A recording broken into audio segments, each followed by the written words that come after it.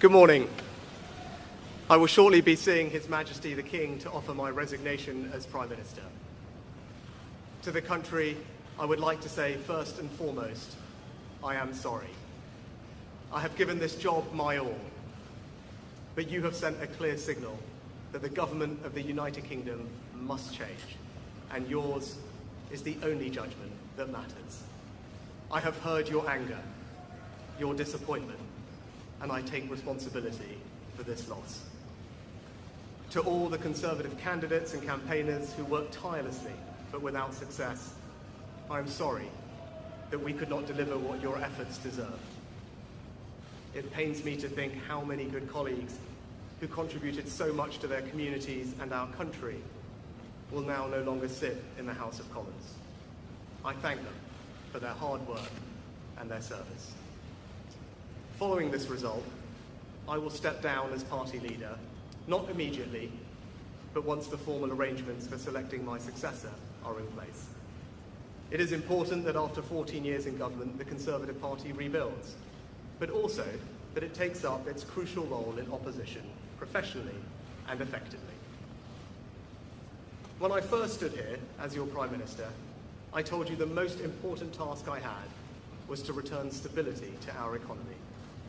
Inflation is back to target, mortgage rates are falling, and growth has returned. We have enhanced our standing in the world, rebuilding relations with allies, leading global efforts to support Ukraine, and becoming the home of a new generation of transformative technologies.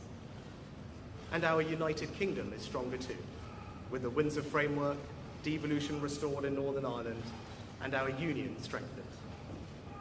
I'm proud of those achievements. I believe this country is safer, stronger, and more secure than it was 20 months ago. And it is more prosperous, fairer, and resilient than it was in 2010. Whilst he has been my political opponent, Sir Keir Starmer will shortly become our Prime Minister. In this job, his successes will be all our successes, and I wish him and his family well. Whatever our disagreements in this campaign, he is a decent, public-spirited man who I respect. He and his family deserve the very best of our understanding as they make the huge transition to their new lives behind this door, and as he grapples with this most demanding of jobs in an increasingly unstable world.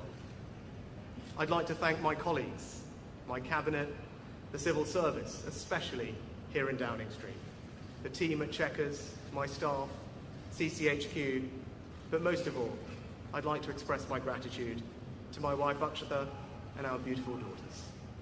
I can never thank them enough for the sacrifices they have made so that I might serve our country.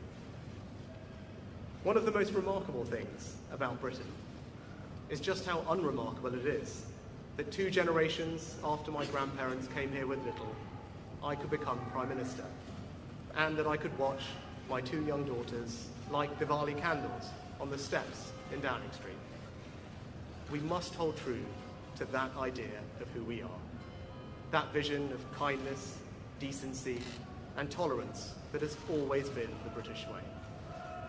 This is a difficult day, at the end of a number of difficult days, but I leave this job honoured to have been your Prime Minister. This is the best country in the world, and it is thanks entirely to you, the British people, the true source of all our achievements, our strengths, and our greatness. Thank you.